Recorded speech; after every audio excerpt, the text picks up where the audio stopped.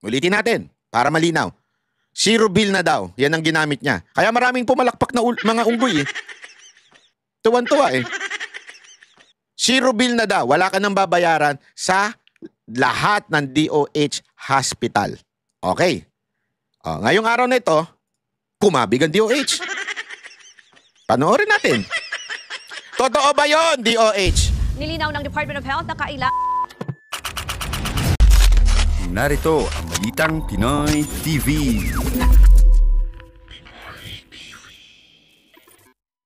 Eto kasing si si Mr. Marcos sa kanyang SONA, ang tindi ng announcement niya. Eto pakinggan ninyo yung announcement niya ha.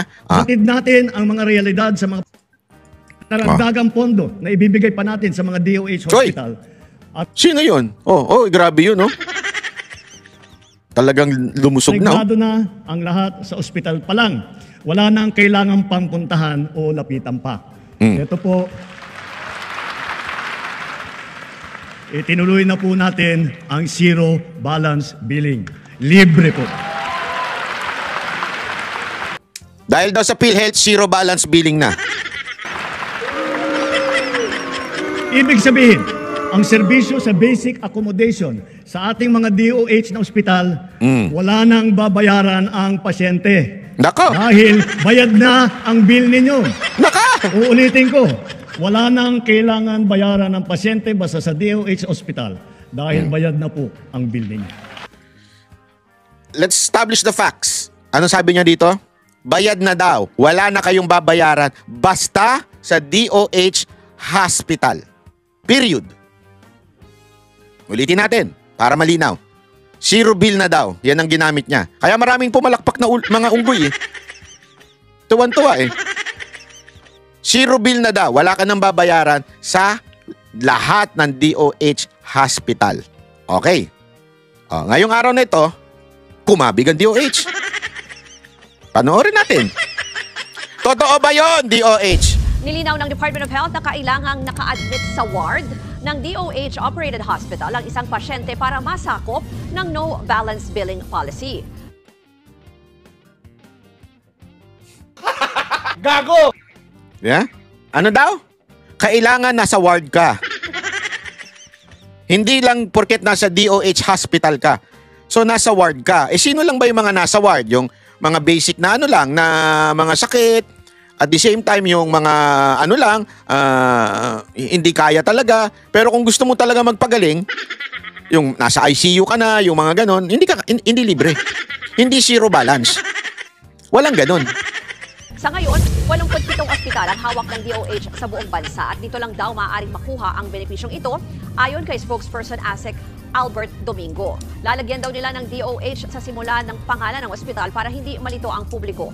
Ayon sa DOH sa ngayon, hindi pa kasama sa no balance billing ang mga specialty hospitals, ang Lung Center, National Kidney and Transplant Institute, Philippine Heart Center at Children's Medical Center. Hindi raw kasi sila direktang nagre-report sa DOH at may sarili silang pinagkukunang pondo. Pero sa kalaunay inaayosan ng DOH na maisama ang mga ospital na yan sa listahan. Isa ang no balance billing sa mga inanunsyo ni Pangulong Bongbong Marcos sa kanyang ika-4 na State of the Nation Address para mabigyan ng tulong pangkalusugan ang publiko. Lahat ng kailangang gawin para dun sa kondisyon ng pasyente, anumang kondisyon na yun, basta nasa basic accommodation siya, ay sasagutin po ng DOH. Ang liniliyaw nga namin sa Department of Health, ibang-iba na po yung mga ward ngayon. So sa madaling salita po mga kababayan, may half-truth. Half-truth naman. I mean, zero balance ka. Pagka nasa basic lang yung sakit mo, pagka nandun ka lang sa ward, pero pag malala na, hindi, wala ka. Sorry ka, mamatay ka dyan sa walang pambayad. Kaya nga, alam mo, nakakano ho ito, yung mga ganito sanang pambubudol ng gobyerno. Sabihin nyo yung totoo. Kasi, anyway, tanga naman yung mga followers nyo. Lalong-lalo na yung mga tanso. Tanga naman yung mga yan eh. Wala talagang yan eh. Kaya nga, binoto ka eh. Di ba? Tanga talaga sila. Kaya, siguro, anyway, tanga naman yan. Okay na sa kanila yan. Hindi naman nila tatanungin kung lahat ba eh, di ba? Ganun eh. Kaya nga mga kababayan, yung mga hindi naman tanso dyan, yung mga makinig talaga tayo ng mabuti kasi niloloko tayo ng gobyernong ito. Di ba? Kitang-kita nyo naman kung anong klaseng pambubudol ito. Sasabihin, wala na kayong babayaran, zero balance na, tapos biglang may kondisyon pala. Hindi sana sinabi niya ng una pa lang. Pero, pag malala na sakit ninyo, ay may babayaran na kayo. Pag wala na kayo sa ward, kasi wala siyang binanggit dun eh. May binanggit siyang basic na salita, pero wala siyang sinabi na, oy, pag nasa ward lang ha. Yun, malinaw, pag nasa ward lang. So, ibig sabihin, hindi man niya sinabi, yun ay isang way para linlangin, i-angle yung kanyang message na para maganda tignan. Libre na, wala ka nang babayaran, basta pumunta ka lang dun. Naghihingalo ka na. Dinala ka na sa ICU. Pagdating mo dun, nasa ICU ka na. Ooperahan ka na. Kasi hindi kasama yun mga ooperahan ka eh. Nandun ka na, di ba? Tapos biglang sasabihin sa'yo, ito po yung bill ninyo, 150,000. Sana nga kung ganun lang eh, di ba? Di ba? Ano sabi? Biglang ganun, di ba? Ang sasabihin, mas lalo kang mamamatay nun, di ba? Totoo po, mas lalo kang mamamatay nun kung ganun ang pangyayari, di ba? Manta kami, ni-expect mo, wala ka nang babayaran. Tapos yung pala, may babayaran ka. Sana pala, hindi ka na lang nagpagamot. Hindi naman, wag ganun. Di ba? Grabe ho, no? Malupit to. Ay nako. Anyway, eto pa. Isa pang issue na maganda rin nating pag-usapan. Isa ding abogado na magaling to. Si Fiscal EJ. Kasi di ba yung issue na ikukulong, indirect contempt na ikinaso kila Gadon at kila Heydarian at saka doon sa Sendanya, sinasabi nila freedom of speech daw yon. Si Fiscal EJ, hindi po ito maka Duterte ha, hindi rin po ito maka Marcos. Ito po nga na-involve ito nung panahon nung kay Tulfo, kay Attorney Libayan, yung mga ganyang issue. Hindi ito pumasok sa eksena ng mga Duterte o ni Marcos. Pero pakinggan natin yung kanyang napakagandang paliwanag kung ito ba mga komento nila Gadon ay papasok sa indirect contempt. But here's the deeper question. May karapatan ba Hindi po ganyan na mukha ni Fiscal EJ ha. Ano ho yan? Malabo yang ganyan. Pogi po ito si Fiscal. ang publiko na batikusin ang desisyon ng Korte Suprema? At kung meron man, hanggang saan ang limitasyon nito? For purposes of this video, let's talk about the right to criticize the Supreme Court and why it is allowed and essential in a democracy. In a constitutional democracy like the Philippines, freedom of expression is protected by our Constitution. Article 3, Section 4 of the 1987 Constitution clearly states that no law shall be passed abridging the freedom of speech, of expression, or of the press. Ibig sabihin nito, kahit desisyon pa ng Supreme Court, pwedeng punahin, questionin o batikusin ng publiko. That includes ordinary citizens, lawyers, journalists, and even public officials. Hindi po bawal maglabas ng saloobin. Hindi po bawal magtanong. Hindi po bawal magsabi ng mali ang Korte Suprema. Pero hindi rin ibig sabihin nito na wala na tayong panuntunan o limitasyon. There's a difference between fair and reasoned criticism and malicious, baseless, or disrespectful attacks. The Supreme Court itself, in several rulings, has acknowledged the right to criticize its decisions, provided that such criticism does not obstruct the administration of justice or undermine public confidence in the legal system through baseless or malicious attacks. Undermine. Matindi po yan ha. Undermine yung authority ng Supreme Court by maliciously attacking them. Okay? So, kung ang sinasabi mo ay may legal basis, nasa tono ng disente at hindi mapanira. Disente at hindi mapanira. Doon na lang sa salitang disente, sablay na si Gadon dyan. At saka yung si Sendanya At layuning magpaliwanag o magtama ng mali. Pasensya na, hindi ko kukomentan yung kay Heydarian kasi hindi ko nabasa yung kung ano yung kinomentan ni Heydarian. Etong si Sendanya at saka si Gadon, nakita ko yung video nila. Then you are well within your rights. Pero kapag ang sinabi mo ay bayaran ang mga justices o tuta ng mga Duterte ang Yun. Tuta ng mga Duterte ang Supreme Court. Tuta ng mga Duterte ang Supreme Court. Naku po, sino ba nagsabi niyan? Court, then dyan po tayo magkakaproblema. Ang tawag sa labis na paninira o pagmumura laban sa Supreme Court ay indirect contempt of court. Freedom of speech po is not a license to malign or destroy someone's reputation. Let's now focus on the ruling itself. Critics say this ruling undermines public accountability. Marami ang nainis. Some said this protects the powerful. Others said this is judicial overreach. All these are valid points for debate. Yan. Okay daw yung mga ganon. Again, you can say the ruling is flawed. You can say it's disappointing. You can even say it sets a dangerous precedent. That's part of democratic debate. Criticism is not the problem.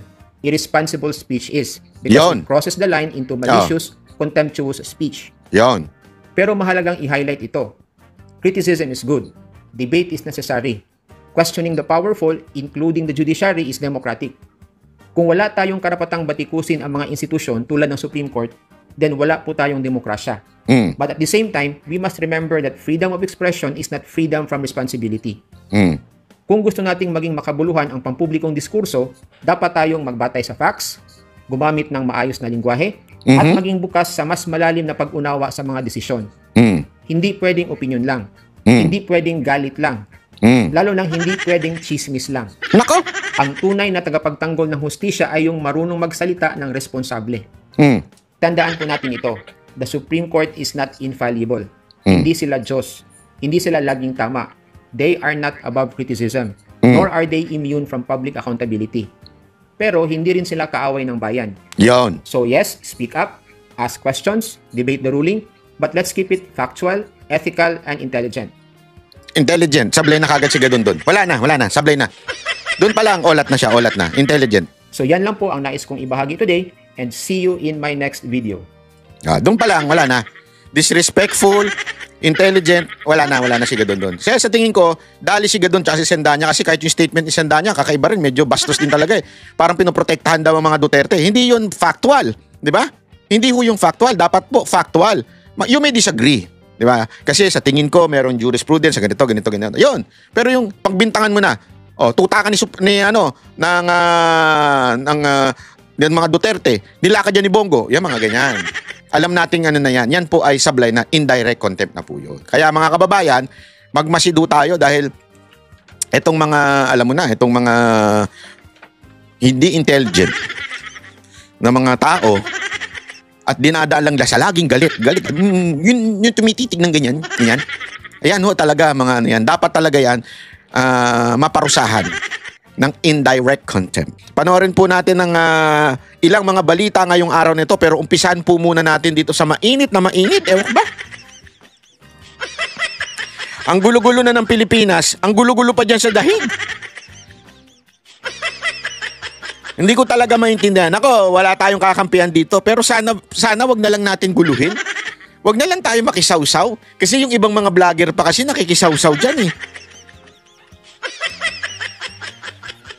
Alam mo, itong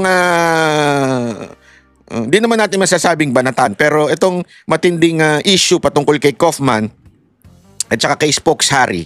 Ako, feeling ko this is just a misunderstanding. Maybe iba lang kasi ang lengguwahe ni Harry Roque at iba rin yung lengguwahe ni Kaufman. Although they both speak in English, pero iba rin yung pag-deliver eh, di ba? Kaya nga napaka-importante na naunawain natin na this is just a misunderstanding. Ang problema kasi, pumasok na naman yung ibang mga vlogger na pag may away, tuwang-tuwa. Wala akong tinutukoy na vlogger dito Basta kung sino man yung mga vlogger na nanggugulo pa, yung sino man mga vlogger na sumasawsaw pa, sana tigilan na. Di ba? I mean, ako kasi pinanood ko Panoorin muna natin tong news na maintindihan nyo ang sinasabi ko panoorin natin. Pinabulaanan ni dating presidential spokesperson Harry Roque na nanghimasok siya sa kaso ni dating Pangulong Rodrigo Duterte sa ICC. Kasunod yan ng payag na abogado ni Duterte na si Attorney Nicolas Kaufman. Ayon kay Kaufman, nakakagulo lang si Roque sa diskarte ng defense team laban sa kasong crimes against humanity ng dating Pangulo. Sinubukan kasi umano ni Roque na idemanda ang Dutch government para makalaya si Duterte. Bagay na tinawag ni Kaufman na isang crazy scheme na ikapapahamak ng buong defense team. Dagdag pa ni Kaufman, wala ni isa sa kanilang grupo ang may gusto kay Roque, kahit pa mismo ang dating Pangulo. Sagot naman ni Roque, hindi siya nakikialam. So nagtataka lang ako, bakit ngayon, parang akong sinisisi. Hindi naman siguro crazy kung yung mga may tunay na malasakit si Tatay Digong, naglingkod sa kanya, nagmahal sa kanya, at kapwa Pilipino ay maghahanap ng iba pang mga remedyo. I really adhere to the highest ethical standards. Mga kapatid, Jiggy Manik. Alam mo, ito lang yan So, dun sa mga sinabi ni Kaufman na kesyo nangihimasok, ayaw siya ng kampo ni Duterte, ayaw. Ako, naintindihan ko na maaaring iba kasi, alam mo, sa art of communication, pag maraming dinadaanan, naiiba. Okay? Yun ang problema. Pag hindi talaga direktang narinig, yung bumubulong-bulong, yung sabi-sabi, yung ganun-ganun, malaking problema yan. Magkakaiba-iba ang istorya.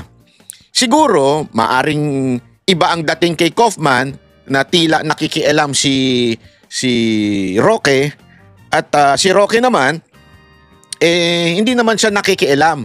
Pero sa tingin ko, dahil lang siguro sa madalas siya mag-media, madalas siya mag-vlog, nami-misunderstand siya. 'Di ba? Ano yun para bagang it's just a matter of misunderstanding. Tapos yung iba ginagawang content. Yun ang problema. Okay lang sana kung yung content nyo ganito.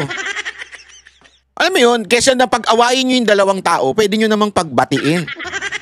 Hindi ito nga yung paulit-ulit ko sinasabi, sumaside na naman tayo Sumaside na naman tayo, tapos aawayin natin si Kaufman.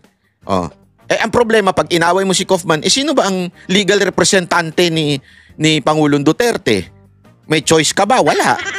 Ikaw ba namimili? Hindi. Si VP Sara Duterte ang sole authority pagdating sa pagpili ng mga lawyer. So ibig sabihin, tatanga-tanga si VP Sara Duterte, hindi niya alam ang ginagawa ni Kaufman? Kasi ganun ang ginagawa ng ibang kampo Sinisiraan na naman si Kaufman. O kaya naman sisiraan mo si Roque. Diba? Sa ibang kampo naman, sisiraan si Roque. Sandali, yung mama, intense lang. Passionate lang. Passionate lang siya sa kanyang loyalty. Kaya siya nag-iisip ng mga paraan kung papaano ba ang pwedeng gawin. Ngayon, kung sa tingin ninyo mali, you can talk to that person at sabihin, Mr. Roque, what is, I think this is something will not help. Ang inang English yan. I mean, di ba, alam niyo yun, instead of paapuyin natin, gawa natin ng istorya, idikdik pa natin si Roque. Alam mo, ako kasi naintindihan ko si Roque. Minsan na rin nating nakasama, minsan na rin nating nakausap. Si Roque, talagang maganon lang siya. Alam naman natin, meron din siyang channel, may vlog din siya. So talagang may tendency, maybe out of passion, na ilalabas niya yung mga hindi dapat mailabas, di ba? Alam mo, panoorin niyo yung ako pinapanood ko ngayon yung series ng The Chosen. Ay, ang ganda po. Although may mga theological issue yon sa ibang mga Bible scholar, pero alam mo, isang bagay ang napakaganda doon. Kasi nandun na ako sa portion na pinadala na ni Jesus yung kanyang mga apostles. And yet, wala pang masyadong mga alam yung apostles. Kaya medyo natakot yung mga apostles kung ano ba gagawin nila. Tapos ang lagi nilang sinasabi, hindi naman sila qualified, ganyan-ganyan, di ba? To be a rabbi o to be a teacher of the law. Ganyan-ganyan, di ba? Tapos, alam mo kung anong nakita ko doon? Yung patience ni Jesus doon sa kanyang mga apostles. Kasi talagang lalong-lalo na si Pedro. May part doon na nakakainis si Pedro doon Si Simon Ito na nga mga kabalita. Ano na ang masasabi nyo patungkol sa balitang ito? Please comment down below mga kabalita. Pag-usapan natin yan sa comment section. At kung di ka pa nakasubscribe sa ating channel, baka naman